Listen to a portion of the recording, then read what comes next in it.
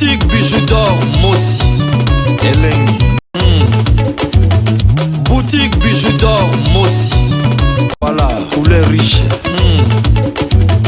Boutique bijou d'or Mossi. Boss, voilà, couleur riche. Boutique bijou d'or. Boutique bijou d'or Mossi Elengi.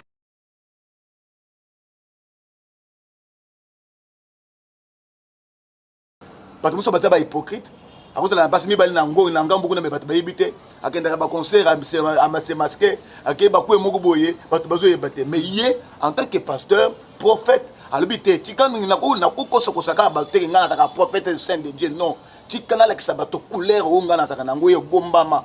Donc ce qu'il a manifesté c'est la couleur cachée de tous les années que Kabando Komatao Zondo il avait tout un couleur. Simba TV, Simba TV, Simba TV, Melamaï, il avait tout un corps caché. Avec la couleur, il y a un autre caché dans la couvert des matons pastoral, couvert des matons prophétiques, pasteur, l'homme de Dieu, mais caché, et là, comme tombe blanchie. Maintenant, il était déjà tombe blanchie. Mais maintenant, il ne veut pas être tombe blanchie, il voulait maintenant manifester la couleur. Oh, il y a une couleur à la question. Bravo, bravo, et bête, c'est bino moutouté, bobela moutou pété, moutou soit ça, pengwa kala. Si quelqu'un est déjà né perverti, Bangoyo, c'est un homme né perverti. Dès naissance, tata, maman, genre, il y a bâton, la Bible a le but. Ce n'est pas moi qui a dit ça. La Bible a dit il y a des hommes et femmes qui sont nés pervertis. Donc, à bébé sama la libumu ya tata, maman, abima, à déjà bébé sama. So tanga bébé sama, il y a un bateau avec une divinité à moulili, à la tsuka sa kabana nzambe. Pour accoster ban nzambe, à même bateau belé na le felo. Alors, comme on a dit, ça s'est kambasali oyo. Et j'avais dit au moni makamboy et que ne musikate Sonia Kubima. Abimité. Dans les seigneurs, un grand merci Nabino Nostobozo la Nabiso de partout. Bonzambe na bonzambe lola ezo futa simananto ya koloba kenzama boto koye biso swapi na mansazo sa biso merci na bande réunion to basutena biso là je vois notre papa le pasteur Fezamisi à la bouche autorisée de l'Éternel depuis Zurich na filo mukwa ya motema ya bivense de homo depuis longtemps na maman Gisèle luke lo motema papa Emmanuel na boso maman mami mbunga nzama lola amonona papa Blaise mbunga ana Suisse bonzambe na bonzambe Yesunde Mosu qui si bien aimé dans les seigneurs, les mains ne triomphent jamais. Toujours dans le cadre qu'on informe, bien dans l'émission, bien rien que la vérité bien aimée. Et dans la pasteur Batombo qui est, pasteur Batombo qui m'a cassé bien aimé dans les seigneurs. Qu'est-ce qui se passe avec les prophètes Denis Les bien aimé dans les seigneurs? Après vidéo, Denis Les a ça qui c'est trop bien aimé. Tout le monde dans la vidéo Denis Les a il a été béni. Na raconte na kufindenga moni Kofi qui est un musicien au Keboyebi, il est très bien, qui est présent à Kofi. Que non, je suis béni na Kutana Moussa Nanza, mais il y a le but que je suis béni na Kutana Kofi Olomide. En tout cas, avant que Toyo comme décision, il y a Bassa Nanza, mais il y a pasteur na Congo, tout là nana bino élément et on se trouve tout juste après pour nos entretiens avec mon invité qui est déjà là. C'est parti. Bonzambe na bonzambe. Lola ezo futa bien aimé dans les seigneurs Simon Toya Koloba Kenzama Boto Koye le Sousoua Pito Zalina pasteur et prophète Jean-Félix OK boyebié déjà shalom l'homme de Dieu shalom shalom bonne santé on est quand même pas là Seigneur ah tout ce pays Sousoua to yambio amen en tout cas émission la fois passée bando ba sepé dans nomi dans une réaction ba festa qui vraiment makas yande to sepé là qui to zo lelo. Merci beaucoup l'homme de Dieu. Pasteur Jean-Félix Liloba na bande bazo landa yo OK bamonyo ressources Liloba ni ko loba na ba vat que to solo. Oui maloba mukena ko loba bango ezaka ke Nzambe na ngai Nzambe na lola apambola bino Dieu d'Abraham, d'Isaac et de Jacob, de Dieu fidèle à son alliance. À mon bino nous sommes vraiment attachés na losambo attaché na maloba na Nzambe attaché l'alliance n'a jamais été sûre. Merci beaucoup l'homme de Dieu, merci vraiment. Réaction non par rapport à la vidéo, il y a collègue Nabino prophète Beniles Oyo Bakutana na Kofi Olomide. Et ça lui on est. Oui, vraiment nako semble avoir à répondre la réaction Oyo pour toloba. Par rapport à mettre bana Nzambe na température normale pour battre la sécurité. tosengi molimo tanto à embellir biso, à embellir maloba na biso, à de longs na biso pour confirmer ta divinité dans notre parole afin de toucher, de convaincre et ramener le peuple Nazéra Nayo. Grâce à ta Semanakombo na Yesu. Amen. Amen. Merci beaucoup l'homme de Dieu, merci vraiment. Oui. Papa, ce que Liloba, na vidéo, tu as mon émission. Oui, ezali ko comme ça ngai moi mingi ya komona ba attitude ya boye. Ezali d'abord à attitude o ezali ko se manifester, ezali moko ya basine ya bilembo tango ya suka. Parce que na tango ya suka le mal sera manifesté jusque publiquement.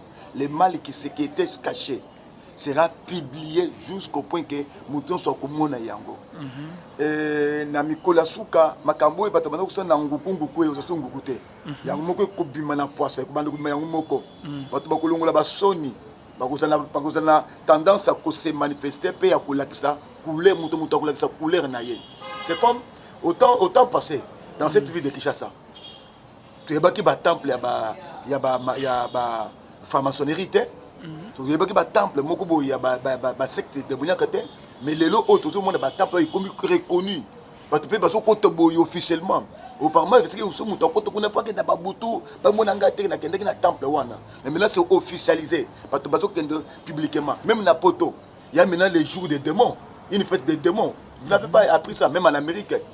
Mais ils ont ça en Europe, journée mobimba sacré pour les démons. Ou bato bazo kende ko fêter fête à démons. C'est-à-dire que nous comme na tango ya suka. Oyo mabe oyo beta maka ou bato bato ça nangoku ba ko bimisango pour les pourquoi pour que chacun porte les maillots oyo zo la qui sont couleur na ye. Muto la ta maillot et que ce soit à Christ soit à Satan. Bravo encore comme l'avait dit la fois passée. Bravo. On a ndeko na biso Denis Leza. Donc, il n'est pas hypocrite. Mon frère. Il n'est pas hypocrite. C'est hypocrite. Les bossois qui kulata kasa kumoko boye, tu es kasa kamusa na Zambé. Non, maintenant comme bimise na poso. Quand le lamba ou l'attaque, ce qu'on a poso na ye monisama. Il n'a pas fait mal. Denis, ce n'est pas un hypocrite. Parce que nous sommes pas hypocrites. À cause de la base, nous avons beaucoup de gens qui ont un concert à se masquer, à qui mais en tant que pasteur, prophète, à l'habité, tu quand nous avons prophète saint de Dieu, non. Tu as la couleur où on a bombama. Donc ce qu'il a manifesté, c'est la couleur cachée de tous les années que Kabando Komatao, Zondo, il avait tout un couleur. Simba TV, Simba TV, Simba TV, il avait tout un corps caché. Avec la couleur, il y a un autre mot caché dans la couvert des matons pastoraux, couvert des matons prophétiques, pasteur, l'homme de Dieu, mais caché. Et là, comme tombe blanchi. Maintenant, il était déjà tombe blanchi. Mais maintenant, il ne veut pas être tombe blanchi. Il voulait maintenant manifester la couleur. Oh, ça a une couleur à la question. Bravo, on a bravo. Et bête, c'est bino moutouté. Bobela moutou pété. Moutou soit ça pengwa kala. Si quelqu'un est déjà né perverti, Bangoyo, c'est un homme né perverti. Dès naissance, tata, maman, tamaka, genre, il y a bâton de Bible à l'objet. Ce n'est pas moi qui a dit ça. La Bible a dit il y a des hommes et femmes qui sont nés pervertis. Donc, à bébé sama la libumuya, tata, maman, avant abima, à déjà bébé sama.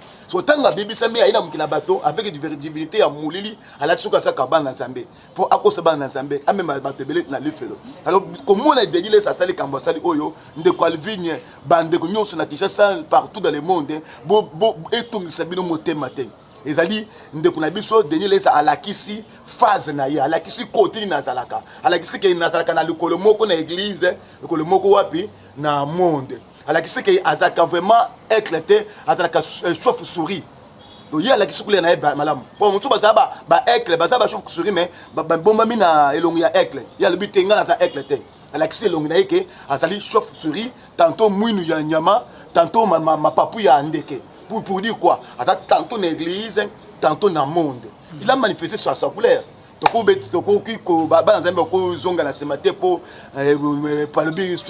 pouvons dire que c'est un soi-disant prophète. Alors, il est prophète des nations. Nation de qui? De quelle nation? Quand vous parlez de nation, quelle nation? Nation congolaise, nation au monde. D'abord, quand on parle de la nation c'est quoi? Nation, c'est le Congo? Partout, Adam que les prophètes des nations. Il me dit comme, oui, on a bien fou comme un faux prophète. Parmi les faux, on dit que c'est un faux prophète. Qui connaît Daniel d'Afrique? Combien de pays le prophète des nations? Combo lata pour la lokumu ya soto. Au moins qu'on fait bengi tu es à star ya ba pasteur na pasteur c'est ba pasteur ba star bazaka pasteur star azalaka. Et ça lié bien. Mais ça lié bien mais Kofi a bambi combo normal. Alors matin bishop parmi les grands bishops. Ou les ouins les plus grands ouins. Mais le star ya ba pasteur, c'est quoi? Star c'est quoi? Donc star ya ba pasteur. Azu combo na bango ba star on a bambi ya be oh ya pasteur. Star ya ba pasteur. Muto alikaka lukumu. Muto ninga bayebana, c'est star. Muto ninga bayebaye, muto ninga ke babete maboko ni bango. Atomo la Jésus. À la place atombo la Yesu, bato bete Yesu maboko, ya ninga amoni sama. Ya ko Kofi, comme ça muto pe amoli mu atalebi oh ya star ya ba pasteur. Pour un star pasteur c'est qui? C'est celui qui veut que bayebaye. Ba amoni sama, babete maboko, atomo la kata bipoi. Mais Yesu akitanase. Oh un vrai pasteur, c'est celui qui fait le nom de Christ grand. Il a diminué Christ a commis monnaie. C'est que j'ai dit que moi je diminue, que toi tu deviens plus grand. La mission du ministère dans le monde c'est quoi? C'est de faire le nom de Christ plus grand dans le cœur du peuple de Dieu. Et l'homme qui porte le nom doit devenir moindre. Pourquoi? Parce que nous avons la mission de faire grandir le nom de Christ gravé dans le bateau. Mais bien, bango baza basjar basepte obaya pour te bazi pa kombo yeso kitana se na matamba bango ba yebana batia mutu babeta bango maboko batambo na mituka bala basa bato basa buzoba basa n'importe quoi basa bato ba branche ba chance au kit non. Tu m'as parlé ici que bato aboye est-ce qu'ils se réveillent à koki bon na ko précipiter ba mituna ngote ngota mutuna na yoko tuna. Mais moi je parle de quelque chose de très important, c'est quoi? Ndenga le biwan autant na kutani na Kofi je suis béni. Donc lui, il est tantôt béni par Dieu, tantôt béni par Kofi. Mais qui est Kofi d'abord? Moi, il n'y a pas longtemps que j'ai fait beaucoup de émissions sur Kofi. Nafinga yete. Par rapport à un message à Pesaka, et que Bafan Soukinga na Kokofa, et Bale Langaite, Baso Batumbanga, Basa Saleboui.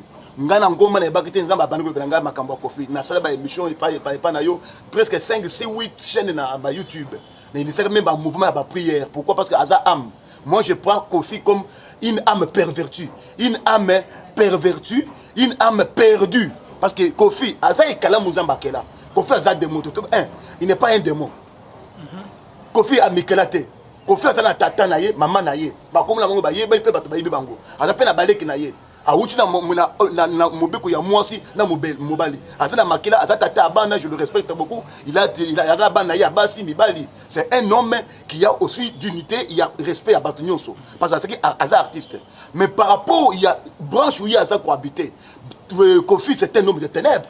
Un homme qui a fait des alliances avec le diable. C'est connu même quand je parle de ça. Il est conscient de que tel qu'il est là, il est comme un évangéliste du diable. Au diable a même la mokila bateau. Pour la commémorer âme et belé la carte à l'ufelo. La raison pour laquelle nous avons le kanga na terre, na terre, que na tina que message est belé. Na ba télévision et que nous avons tango na yo et koki. Bongola motema. Luka basta na Zambé. Na banduku luka ko apila ko kutana ye. Même jusqu'à présent na kusala tuna ko ata biscuit ya kendaka. La telle la table ta ndako na koma. Ata le biscuit ya répétition na kende pour la côté ça mala. Mais la ko kende te pour na ke le ko la dernier kende ko na po baye baye. Akende ko même ça mala moté. Mais ngana kende pour na sango mala. Béni, Aza béni la présence. Non, la présence de Kofi ne peut jamais bénir le peuple congolais.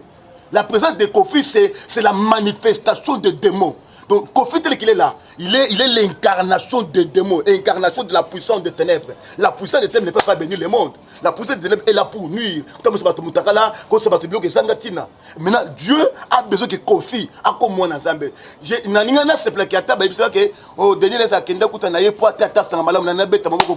est en train d'accomplir mission au but de la prière. Et Nzamba c'est mon thème moto. Alors on a ta ténèbres. À comme moi dans Zambé, mon on a une taille des ans à bateau. Ayemba Tanzambé, quelqu'un de l'ufelo à côté Pelola. C'est un autre race aussi. Parce que Kofi a sa âme. Il a droit au salut. Quelle que soit ma souma, ça t'a bouma, ta l'impact il a droit au salut. Il y a que ce qui a battu, qui Et si mamie, Dieu va pardonner son péché, Dieu va pardonner tous ces cas-là. Paix à continuer dans l'eau là. Denis les la bonne personne, tu es à côté à Kofi. Mais est-ce qu'il y a comme le Kofi? Parce que Kofi a yébi. Ce Kofi a yébi que a zappé Moutaba monde wana. C'est Kofi a yébi que oh ya sera Moutaba côté wana. Moi makambo Kofi a yembaka le baka na maloba na yemuka le beka ah ozaka bozaka ba koto yo. Ezaki moi que na bando ko na ba pasteur. Ah bozaka ba koto yo. Que bozaka tantôt na Bible tantôt pe ba koto yo. Nde bango wana yebi. Moi bato ko ba Kofi wana. Parce que nous ba monsieur milino ba yebi bien ba yebi ba pasteur nous sur question oyo. Ba bango ba saka na monde wana. Bakenda ko zo biche biche pour ba tombo ma ba yebana ba so ba biloko ba sana ngule lo oyo. Tu vois? Ba yebi. Quelque part moto ko la dernière ko me laisse en mala muté. Jamais. Il y a un dernier qui pour publier un. Alors, à Pambolami parce qu'à Moula côté na Moutanzambe, Moutanzambe a dit ah oh star ya pasteur. Il est pas lui yo za fabricateur pour yo botaka au salaka. Moi adorer, il a adoré, il peut adorer. C'est le même mystère. Oh c'est la makatango, il est sur côté na Jean-Baptiste. Jean-Baptiste il a dit je ne suis pas digne. Ya kufungula ta soulier na yo. Il peut lobby na mukila bato. Na bato so botama na mwasi. Eza na mutu mo taleki yo. O yeso botama wapi? Na mwasi te. Yeso adoré, il peut adorer. Vous voyez? Ça c'est la divinité. Maintenant ici c'est la divinité du diable. Parce que ba mpesa ni mutu. Donc awa Kofi a scellé moi star, a scellé moi publicité. Na monde ba serviteur yende star ya ba pasteur. Donc ata tombo mili kola ba pasteur. Aleki babino nyonso. Aleki babino nyonso jamais ata moke. Ya sana ngoya te. Wani ya sana. Ngoya te atoko cha bungana ngai ko mutu ko leye. Akoya to tebi na télévision hein. Ndé to tebi bo. À quoi ils sont? Te ko j'étais. Pourquoi c'est quoi? À quoi ils sont? Ata mokete. D'accord ata mokete. Tokende inde toke biskaba bibombo ba boss do solo tozo atami balé o yeza connu normalement quand tu bango na stade sote quelque part na télévision parce que ça va landi tellement ça atambe singa pe na scène na sambili ngande nde fe na ngana bango yango mais ya salon oli boso na ba stade de article ko tambu se boso te za makambo ba mystère ba ndakende ko so akena na Lubumbashi souffre ya Lubumbashi zi mama moko boye ba vanse ka moi kichi moko boso ndisa ka azana chaise roulante na mwana moko boye ya ye ba pesi bango mbongo potango olo de ce que c'est mutabani ko tellement ba se ba initier chez la boutique bando so bo ti ala télé mais oh miracle fabriquer mais je vous dis non. Tu n'es que l'homme de diable aussi. Non, c'est fabriqué. Fabrication de miracles. Fabrication de professeur de côté de la information il y a batoti. On est nani. Hein? Batté où ça va miracle à mon côté. Avec le one il y a le kota. Bato balimbongo pour aya côté moi qui ngala j'étais avec tout ça. Makambo to yebi bango makambo ça ba ventu ya buzobe et pe na katamboko oyo. Denis laisse ayebi ka lobike. A Pamboula mi poste kakota na nani jamais Kofi ko Pamboula mboko ote parce que Kofi c'était azana na kata ya mulili comme agent de ténèbres to zona kulité que nzamba so motema na ye lobi abungo le motema tiki bloko wana ay pas dans un point comme lumière pas comme une bénédiction c'est la lumière qui bénit le ténèbres n'a jamais béni le ténèbres ne bénit jamais comment lui peut être béni c'est dire que c'est comme toi Satan il croit au Satan c'est clair. Papa, il n'y a pas de polémique.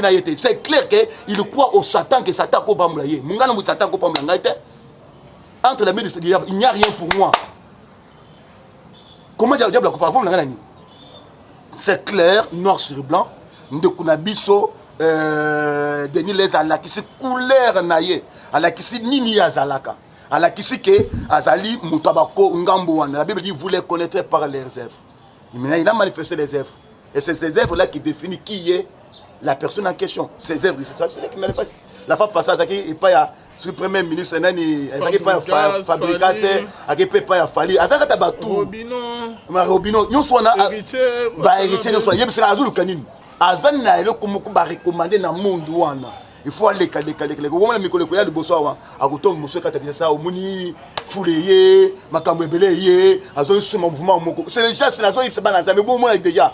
Ndeka ko tamba pese o dona zo tambola ti ko tambola ti pa bana ba nyonso ti ko mala ti ko ke pa kuta na papa o akenda ka boy baza mais il y a la arche de Noé zoagnon c'est pour narrateur ah bon les aba o ba ebinza mete aba o ba ebinza me bango nyons tout ba ya bakota mais tant ale ka na message ni awa le ka na message ni suka ale apesi a évangéliser na conseil oyo ko faire dinga ke no sala na arena ça le bien on a o arena on ko simba vraiment to pambola il a évangélisé il a fait la publicité alors même Bouchouana était tango malam même Bouchouana paye ça la publicité ya Kofi et tangi salwana conseil on ko simba ça dit quoi ça à la qui couleur naïe noir sur blanc notre frère ici Denis Leza à la qui couleur naïe noir sur blanc attendez tantôt plus tôt donc ils ont les campagnes polémiques c'est noir sur blanc mouton sur lundi yango azomona ke oyo a commis aza chinyunyum puku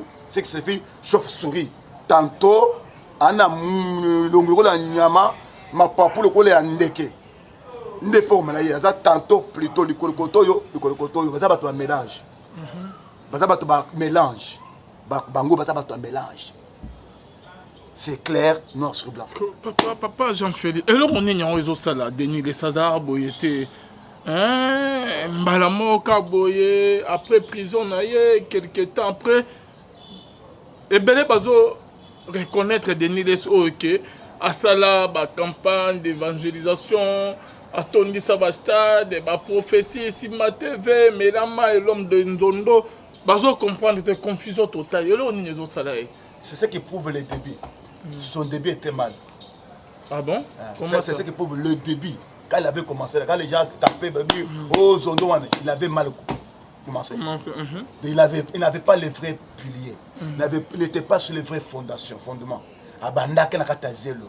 Kubakanazo matwana nakata zelo. Le loso akuei nakata zelo. Et le kunyo soba même na zelo, et bungaka na zelo. Donc soba tonga likola zelo, mo parce que il faut ekuya. Donc c'est quelqu'un qui avait mal commencé. Nakata zelo. Yango mene keka bongo. D'abord ata tango le bino bolo bawana ke tango wana azalaki sunu papa. Ezaka ba bichebe. Denis Lesta après tango wana. Akoti ba prison abimi. Ava bimana mboko akende mboko moko akenda ke Afrique aw. Cameroun. Denis alikaka na ba télévision na reportage de. Il se repentait de quoi? Parce qu'il c'est un homme qui vient de faire des grands miracles, fait beaucoup de choses avec le Seigneur. Mais il se repentait de quoi? Il y a la mafia. Moi, je l'ai suivi clairement comme ça. La repentance à Denis Leza. Dans la télévision. Il dévoilait ses secrets, il passait, il passait, il avait témoigné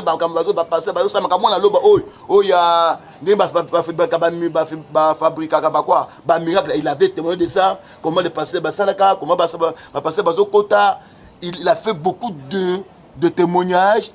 Il y a Makambo Moulili, il s'est répandu, il y a Moko dans la télévision. Et après, à disparaître. À disparaître à Zongi. À Zongi Nani. L'âme pervertie reste l'âme pervertie. Même si on force le Makambo ensemble, c'est déjà âme pervertie. Attends, c'est l'âme pervertie, c'est l'âme pervertie. Bazaï Belé, Bayaka, Nazela Oyo. C'est clair. Que le bâtiment qu'il y a, non, Oyo Bozomono Wana Izakaka, Abandaka Mabe. Il n'était pas sur le vrai fondement. Parce que le vrai fondement, c'est. Est-ce que vous avez pasteur décision de nous besoin? Parce que vous allez payer corps d'église. Mais l'église du réveil, l'église du réveil, c'est Batnaï. C'est l'église du réveil, Dodo Kambazo, Allah n'a pas commandé. Combien de fois vous avez la musique? Ok, la musique, on a Balabaki Moussoana, il y a ce qui a hérité, ce qui a pris à Balubi à Sané Tokobina. À la binga peine à l'eau, la musique et Pambola, Kaïsana Kaboye. Est-ce que Dodo Kamba, qui est maintenant représentant de l'église du réveil à la Zongeli, Kangé, à Zongeli Nani, Sonika Fota, est-ce qu'à Azalité, à l'Andakamakambo était? Pourquoi beaucoup interpellé était? Pour que Bassan Bessé monte Makambo, ces âmes pas mélayer, parce que ça fait la honte de Dieu, de Dieu. Mais Bazou Tikaye, pourquoi? Bayebani.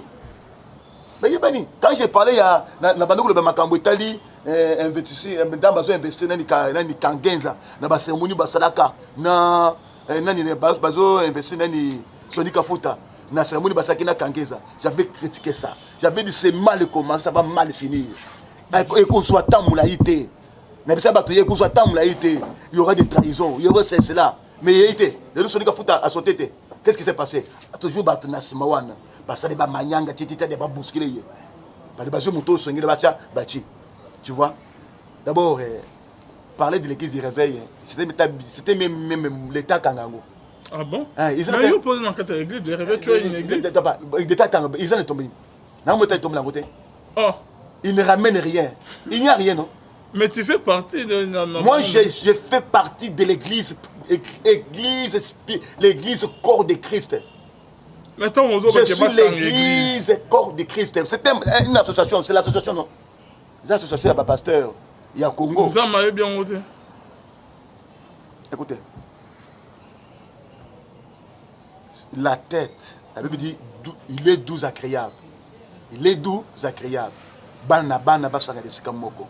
Yango eza lokolenge ya mafuta ezobima na mutu et pesi barbe d'Aaron après pesi ni nzoto. 3 personnages. 1, la tête. 2, les barbes. 3, le corps. Qui est la tête? C'est Jésus-Christ. Le barbe, c'est qui? C'est le ministère. Qui est où? Branché à la tête. Pour communiquer quoi? Communiquer quelque chose où? Dis-moi. Si le barbe n'est pas branché à la tête, va communiquer quoi? La mort ou la vie? C'est la mort. Pardon, donc, église, il y a Congo de réveil. Non, c'est des pourritures. Des pourritures. Ah bon? C'est des pourritures, mon frère. Les barbes n'est pas branchées à la tête de Christ. Ils vont communiquer quoi? C'est la mort. C'était mieux que le barbe soit branché à la tête qui est Jésus-Christ pour communiquer la vie au corps qui est l'église.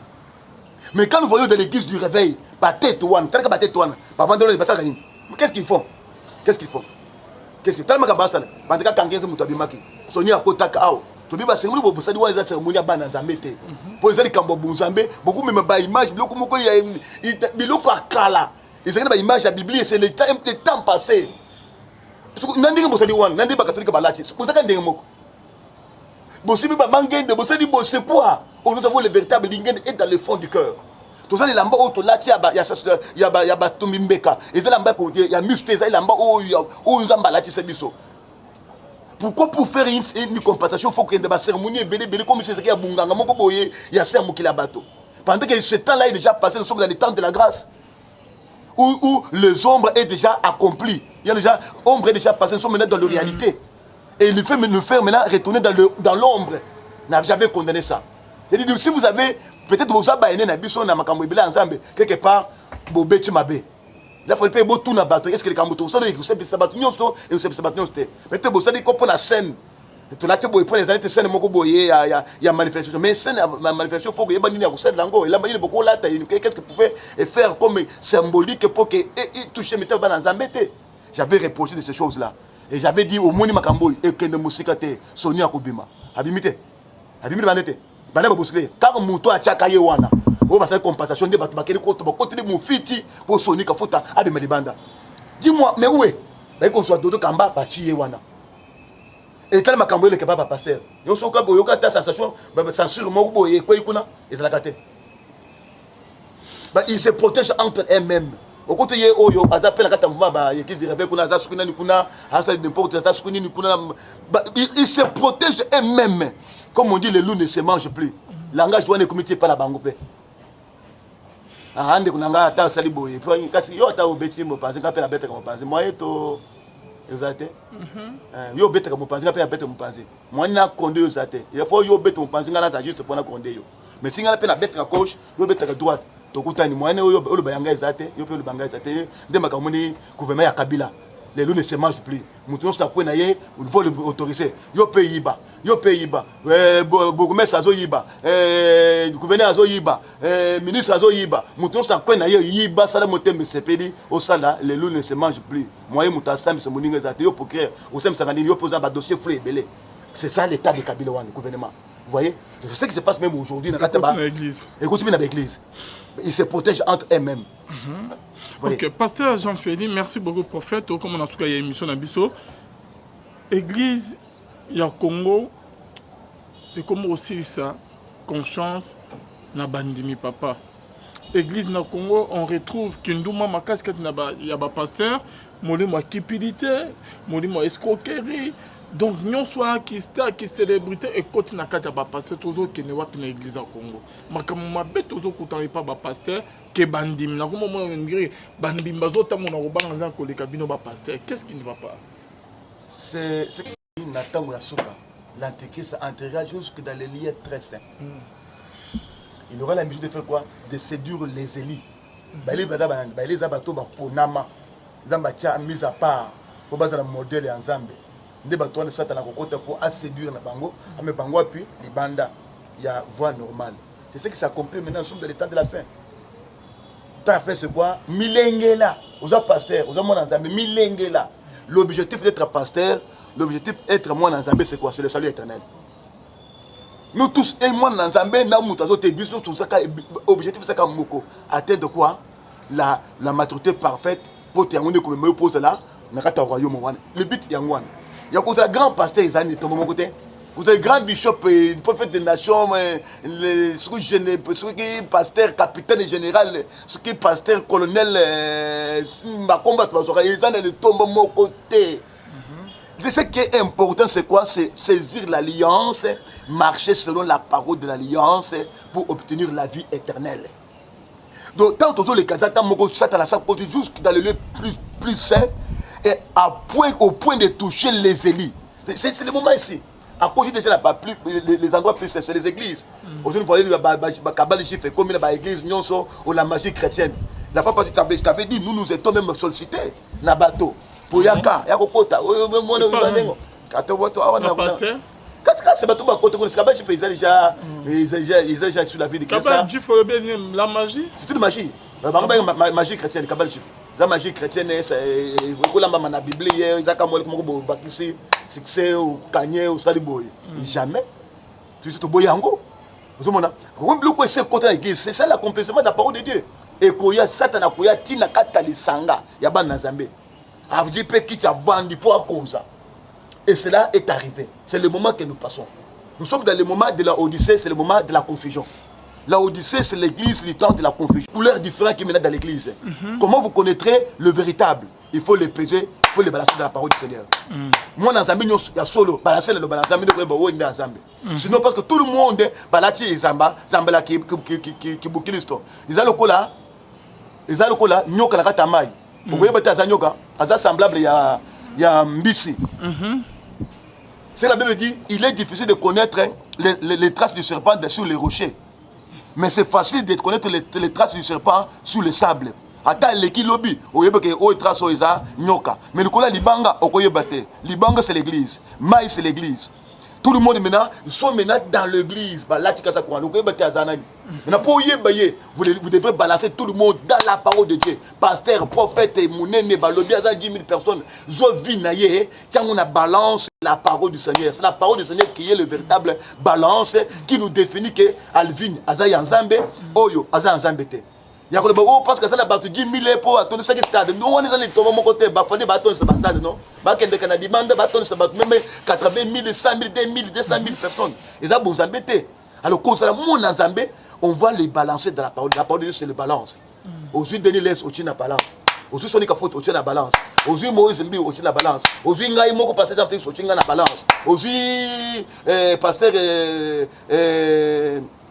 Nani pasteur Tounas au-dessus de la Tounas. Aujourd'hui, tous les pasteurs, notre température, thermomètre, balance la parole du Seigneur. Pour y avoir besoin de la parole de Dieu. Si vous dites que je suis marié, je suis de Dieu. Mais si vous dites que je suis marié, donc je suis le faux. C'est ça. Pasteur Jean-Félix, prophète, au lobby que aux ala qui sollicité et pas nos collègues non il y a pasteur a une mission na magie pour nous avoir succès na église ou comme la bandimie belé ozo affirmer biso bossa caméra que magie qui se côté na carte église mon frère Kotakala il est là donc ba o bazo sa ba plein wana eza ki bonzambe te ba plein bandimie belé bani bonzambe ezali bonzambe qui c'est ezali et tout ne sera pas bastard de plein bon Zambé qui se paye Zali et tant que ba coco et tant que ba fou et ça comme Kambwebele bon Zambé qui se Zali oh le bic et Balexa bandimi na kata église la fois passée ça du selon les andés nazo yebisa Balexa bandimi na église neni Balexa sous ba membre famille na banté comme bandimi au bête que on a fait passer oui na chaque mois chaque dimanche bazo Alexa bandinga Alexa matin matin comme nazo que des personnes bien OK expliquez biso oyebi magie wana c'est côté l'église kala lolenga nini tous les pasteurs ba côté na ba magie wana bazala ko ba vendeurs âmes au côté yo za comme vendeurs âmes quand les zaki yao personne multé ce comme yo au signer ba impact doit c'est fini au côté kuna l'église on est comme sina Congo de Satan yo za wana comme vendeurs des âmes au comment na ba bekisa bango ba publier ba matanga te po matanga ça belé moi na sert kuna kufaka moi na ba ba mingi akiste ba ezo bazo kondaka na ndenge ya ba ndenge bazana quartier wana ba ba sika passer tindi mbongo bakundi pourquoi pas parce qu'ils sont pas scandalisés la même église au bomuni boye na tongo maman tellement ya kufi o papa tellement ya kufi o tellement ya kufi ça va scandaliser l'église baza ba vendeurs âmes yo zo mo tout temple pas wana vous a ozo na kata synagogue de Satan le synagogue de Satan c'est où c'est la Bible il y a parmi les de cette église la Bible dit je te connais tu es mon église mais là où tu es c'est le synagogue c'est le Satan donc batobeli bakenda comme ban Nzambe bakenda pour beluka Nzambe akene église tongolo église pakala il a besoin de Dieu mais place à kei kokota synagogue de Satan mais il y a ça mon Nzambe il a besoin de Dieu il a besoin assembler il a besoin abongama il a besoin makamala mo salama soit azulu ka présence Nzambe mais puisque kei kokota synagogue de Satan nous avons plusieurs synagogues de Satan on va passer ba comme ça ba temple la bango ba synagogue de Satan il y a ça comme vendeur des âmes akanye bambongo na ye akende ba poto akende des âmes bazoter ba on est expliqué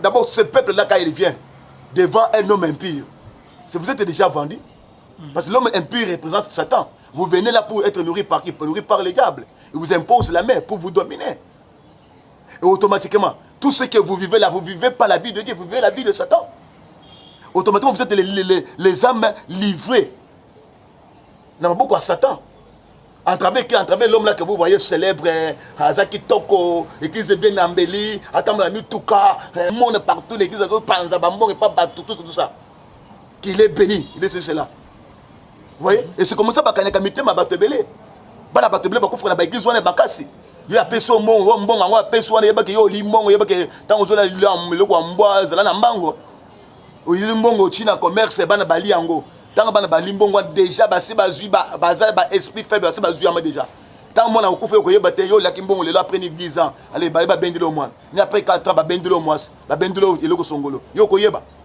te ce sont des secrets dans la makamalo ba yebi bien ba passer nous sur côté ba yebi bien mais ba vendeur des âmes ba vendre ba âme ba zo kanye ba âme po ba memba ngwapi et puis na lu felo c'est pas baba qui n'est pas Christ voici les dans le sens là donc la magie blanc magie chrétienne au bango bien kabale chiffre bango bien que kabale chiffre ezali magie chrétienne et côté na ba église belé je connais un autre lui azaki na ba pierre chiffre en noir ba pierre wana azo pesa ba partenaire na ye ba konda ba magasin ba konda ba bureau pour la nini ba zo succès tant nazo ten église wana ba na za ba bimisi makambe papa biso awa tala makamba te biso la timula bo pierre noir au papa le bique pierre oyo la pierre de chiffre soko kundiangu boye ni bango oyo ni succès tinuan mais na pona tongo na moi yo na Bible ate sangamalam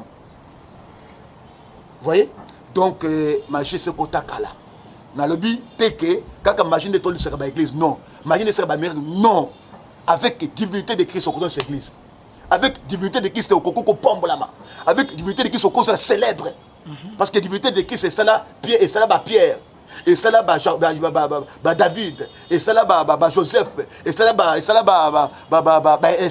et ça là ba tebele ba tout moment ba ça célèbre divinité de qui c'est pambola makai comme c'est comme tout célèbre et même makam ba funda miso mutu la miso nzambe vous voyez et ça là ka divinité nzambe et ça comme makambo ebele moi je suis témoin de ça ngai mutako ba sangate na mona nyonso avec la batambola ba boîte doit batambola ba fou ya 20 ans 25 ans dans un clin d'œil ya ta auto semble to le bil aw mutu guéri dernièrement il y a encore musu na Belgique mais 20 ans il y a Liboma 20 ans à Liboma je n'ai pas fait beaucoup de choses ngana na Congo famille naïe balandaka ngai bazui ka téléphone na sambeli.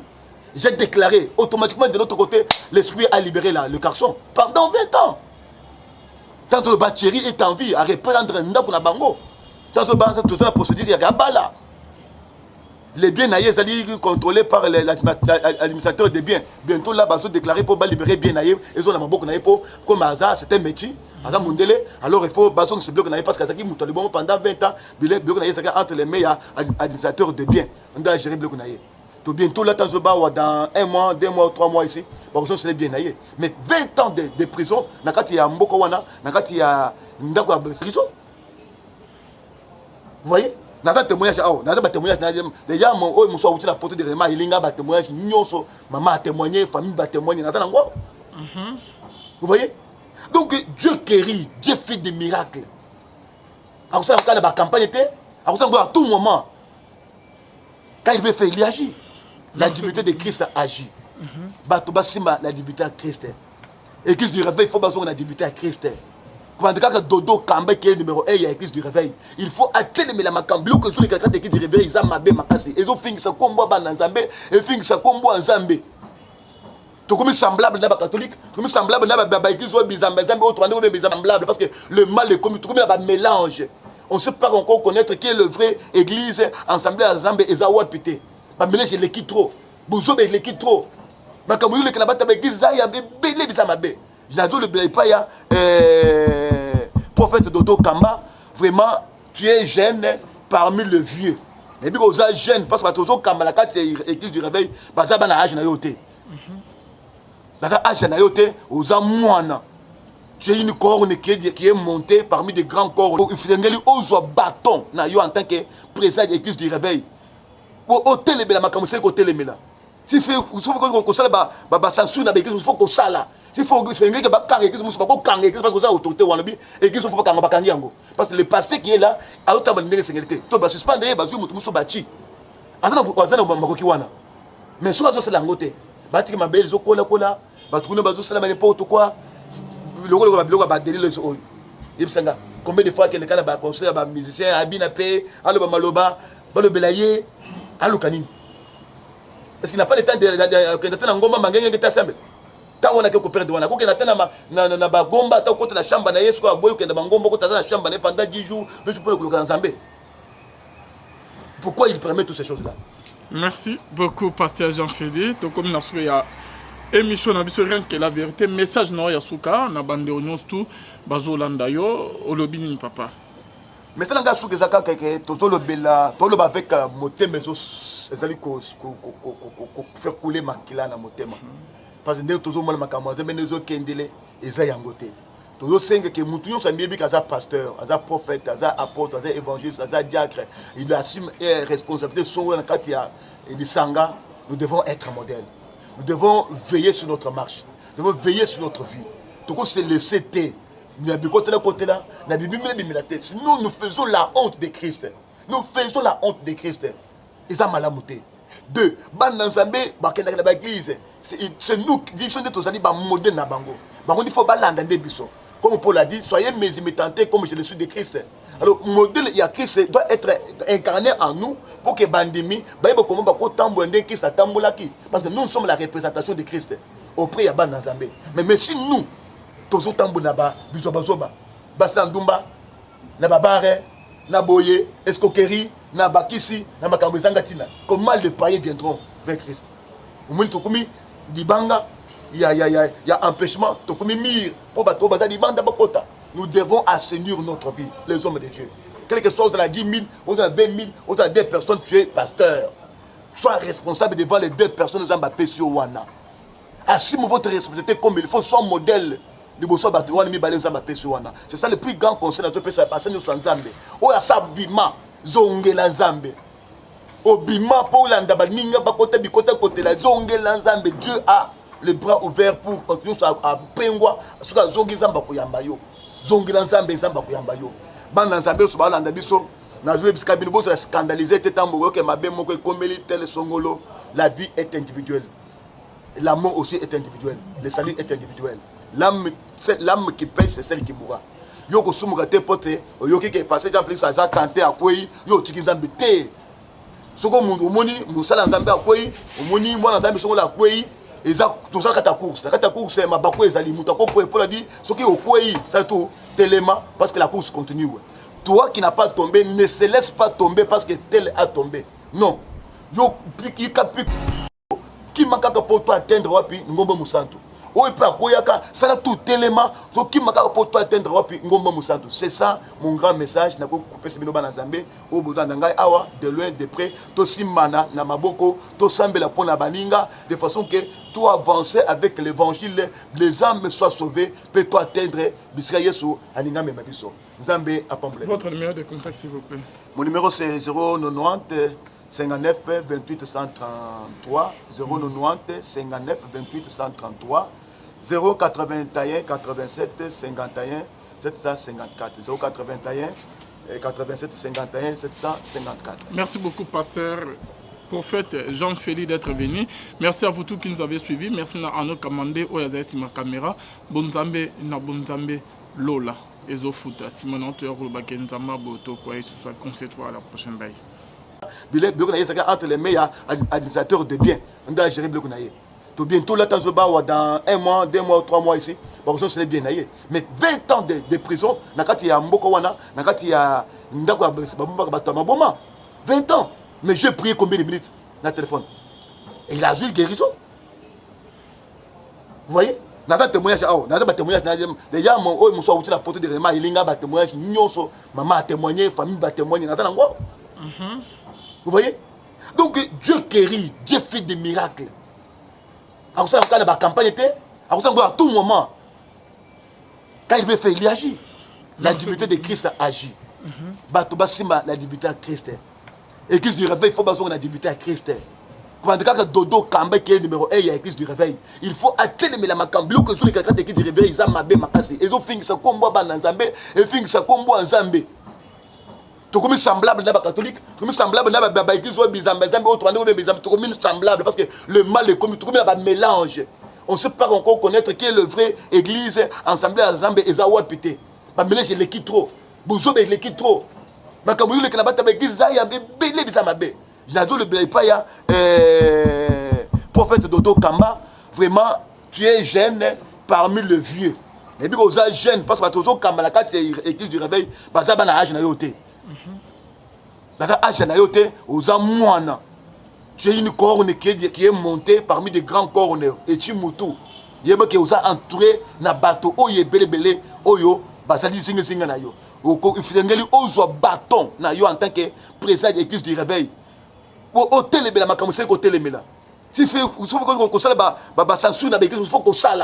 S'il faut que l'église soit pas l'église, parce que ça autorité ou l'église, il faut pas qu'on parce que le pasteur qui est là, a autant de sécurité. Tu vas suspendre, tu vas se battre. Azana azana makoki wana. Bati que ma belle zo kola kola, batu kuna bazo sala n'importe quoi. Le biloko ba délire le oyo. Yebsanga. Combien de fois qu'il y a des conseils, des musiciens, Abina Pé, Allo Maloba, Balo Belaye, Allo Kanini. Est-ce qu'il n'a pas le temps de faire un gomba mangé qui est assemblé? Tant on a que perdre, on a que na bagomba, tant que la chambre na yesko aboyo que na bangomba que la chambre pendant 10 jours, mais je peux le coloquer ensemble. Pourquoi il permet toutes ces choses-là? Merci beaucoup, pasteur Jean-Félix. Donc, comme nous avons émission na biso rien que la vérité, message na ya suka na bande onyos tout bazolanda yo olobini papa. Mais ça nga suka zaka keke tozolo bela tolo avec motema ezali ko faire couler makila na motema. Parce que ndeko tozo mala makambo zembe nezo kendele eza yangote. Tozo senga ke mutu nyonso amiebi kaza pasteur, aza prophète, aza apôtre, aza évangéliste, aza diacre, il assume responsabilité sur la kati ya lisanga, nous devons être modèle. Nous devons veiller sur notre marche. Nous devons veiller sur notre vie. Donc, c'est le CT. Sinon, nous faisons la honte de Christ. Nous faisons la honte de Christ. Et ça m'a lamouté. 2. C'est nous qui sommes des modèles na bango. Il faut balanda des bisons. Comme Paul a dit, soyez mes imitateurs comme je le suis de Christ. Alors, le modèle, il y a Christ doit être incarné en nous pour que Bandimi, parce que nous sommes la représentation de Christ auprès de Banazambé. Mais si nous, tous autant bonaba, bisobazoba, basandumba, nababare, na boye, escroquerie, na bakisi, na makambo zangatina. Comment les païens viendront vers Christ? Au moins tokumi dibanga, il y a empêchement, tokumi mir, pour bato baza dibanda bakota. Nous devons assainir notre vie, les hommes de Dieu. Quelque chose dans la 10 000, on a 20 000, on a 2 personnes, tu es pasteur. Sois responsable devant les 2 personnes qui ont Wana. Assume votre responsabilité comme il faut, soit modèle. C'est ça le plus grand conseil dans notre pays, c'est passer nous sur Nzambe. Oh ya sabima zongela Nzambe. Obima pour l'andaba ninga bakote bikote côté la zongela Nzambe. Dieu a les bras ouverts pour continuer à pengwa suka zongi Nzamba koyamba yo. Zongela Nzambe Nzamba koyamba yo. Bana Nzambe so balanda biso na zo bisika bino so scandaliser tetambo que mabe moko ekomeli tel songolo. La vie est individuelle. La mort aussi est individuelle. Le salut est individuel. L'âme qui paye, c'est celle qui mourra. Yo ko sumuka te pote, yo ki passé dans place ça tenté à quoi yo tiki Nzambe te. Soko mundu moni musala Nzambe a quoi, moni mwana Nzambe soko la quoi, eza tout ça kata course. Kata course ma bako ezali muta ko ko pour la dire soki au quoi, ça tout tellement parce que la course continue. Toi qui n'as pas tombé, ne se laisse pas tomber parce que tel a tombé. Non. Yo piki kapiko qui makaka pour toi atteindre wapi ngombo musantu. Ça tout élément qui m'a pour toi atteindre wapi ngombo musantu. C'est ça mon grand message na ko couper ce binoba na Nzambe au bout ngai awa de loin de près to simana na maboko to sambela pona baninga de façon que tout avancer avec l'évangile, les âmes soient sauvées, peut toi atteindre bisika Yesu aninga mema biso. Nzambe apamble. Votre numéro de contact s'il vous plaît. Mon numéro c'est 090 59 28 133 090 59 28 133 081 87 51 754 081 87 51 754. Merci beaucoup pasteur prophète Jean-Félix d'être venu. Merci à vous tous qui nous avez suivis. Merci à nos commandés Oyazaï Sima Caméra. Bonzambe na bonzambe Lola. Ezofuta Simon Antoine Bakenzama Boto quoi et ce soit concentré à la prochaine baille. 20 ans de prison, nakati ya mboko wana, nakati ya mbabumba bato maboma. 20 ans. Mais j'ai prié combien de minutes dans le téléphone? Et il a eu une guérison. Vous voyez? Dans un témoignage, dans un témoignage, les gens m'ont sorti la porte de Réma, il y a un témoignage, maman a témoigné, famille a témoigné. Vous voyez? Donc Dieu guérit, Dieu fait des miracles. Alors ça, quand la campagne était, à tout moment, quand il veut faire, il agit. La divinité de Christ agit. La divinité de Christ. Église du réveil, il faut que la divinité de Christ. Quand Dodo Kamba qui est numéro 1, il y a l'église du réveil. Il faut atteindre la macambio que sur les quelqu'un de l'église du réveil, ils ont mabé makasi. Ils ont fini ça comme moi en Zambé, et fini ça comme moi en Zambé. Tu comme semblable dans la catholique, tu comme semblable dans la église ou bizambe, autre tu comme semblable parce que le mal est comme tu comme un mélange.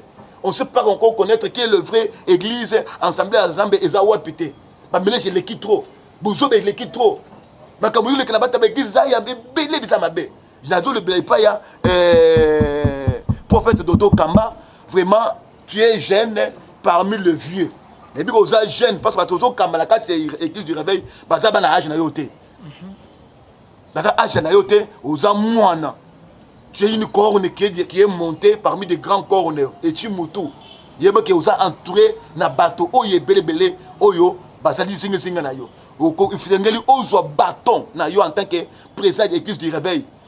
Au télémela makamuse ko télémela si fait il faut que ça ba censure na l'église il faut que ça là s'il faut que faire que ba kanga église musu ba ko kanga église parce que ça autorité wana bi église faut pas kanga ba kangi yango parce que le pasteur qui est là a autant de sécurité to ba suspendre ba zu mutu musu ba chi azana makoki wana mais soit ça la ngote ba tiki mabeli zo kola ba tukuna ba zo sala n'importe quoi le ba délire les oyo yebsanga combien de fois que les kala ba concert ba musicien abina pe alo ba maloba ba le belayer.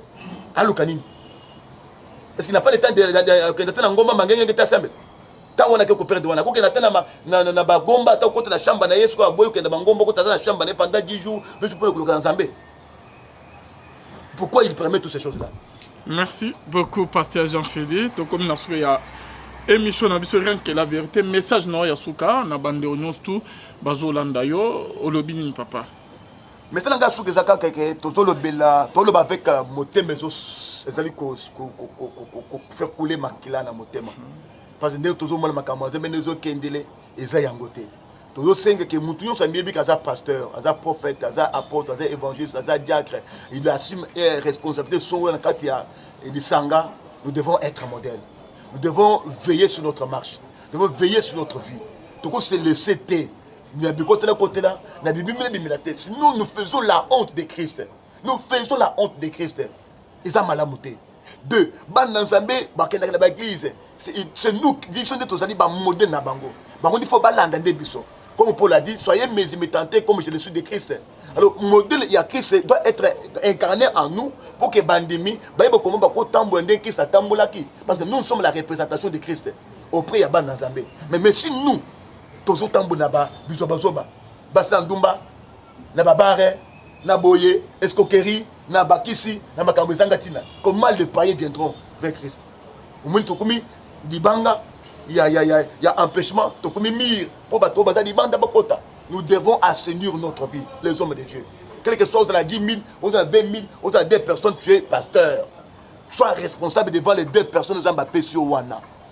Assume votre responsabilité comme il faut, sois modèle. C'est ça le plus grand conseil dans ce pays, c'est passer nous sur Nzambe. Oh, ya sabima. Zongela Nzambe. Obima pour l'andaba ninga bakote bikote kote la zongela Nzambe. Dieu a le bras ouvert pour continuer à pengwa suka zongi Nzamba koyamba yo. Zongela Nzambe Nzamba koyamba yo. Bana Nzambe so balanda biso.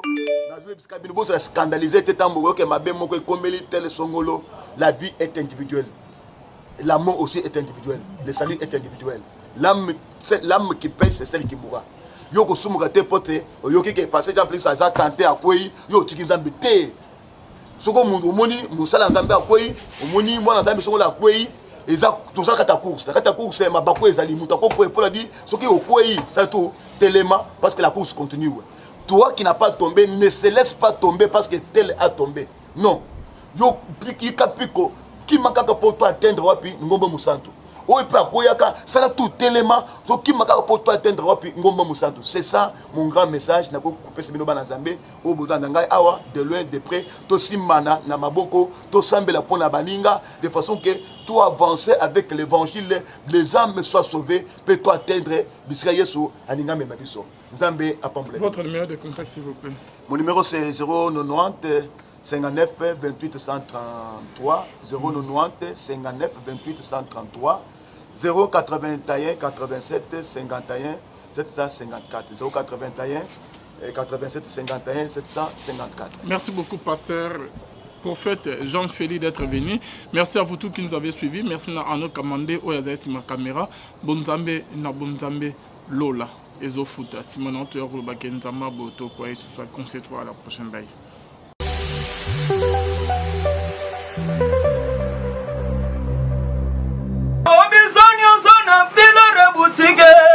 Tokotana bisoto lata voyant simba mbogar tala hey ezali na ndenge na yo mwani balobi tokotana lelo bisonyo zona bilare boutique tokotana bisoto lata voyant simba mbogar tala ayezali na ndenge na yo mwani eye na kati ya matonge maison de passage na biso.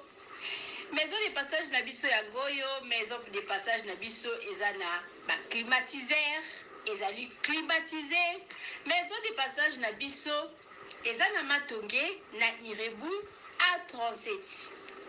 Maison de passage na biso tozana ba appartement où ezali ya 2 chambres, salon, cuisine. Tous les 2 chambres on ezana ba toilette na kati. Maison de passage na biso tozali na appartement oyo ezali kaka salon, salle de bain, chambre na cuisine. Tozali lisusu na appartement na biso oyo ezali appartement ya pamba lokola chambre na toilette na oyo salle de bain na ona kati. Chambre oyo ezali ya pamba oyo ezaka na salle de bain okoyamba bapaya na yo na kati. Chambre oyo ezali chambre salon cuisine salon ezali ya munene comme kokoyamba bapaya na yo na kati comme okoki koyamba bapaya na yo libanda. Mai na biso ebimaka kitoko. courant na biso toza na balune ebele toza na groupe na biso soki courant ekei totie essence na kati ya groupe ndako na biso ezali sécurité eza na sécurité ya makasi maison de passage na biso na matonge toza kobengisa bino mwana nyonso to ya poto benga numéro oyo ozomona réserve place na yo mpona ozwa place na yo ya kolala na kati ya maison de passage na biso tozali na boutique oyo bazoteka baduver bazoteka nyonso tu na kati ya boutique wana tozali lisusu na nini voiture oyo totie na disposition na bino bato bozoya na katikati ya maison de passage na biso oyo tobengi yango Bidor.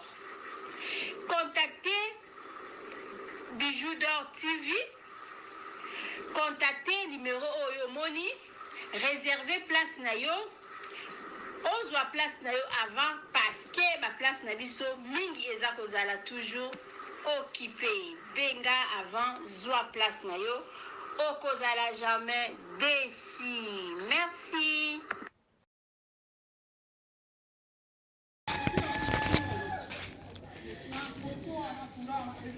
Salut, j'espère que vous allez bien. En fait, c'est plus pour les diasporas. C'est donc qui veulent passer leur séjour ici à Kinshasa. Alors pour tous vos déplacements, il y a une voiture à louer qui est là, marque Hyundai.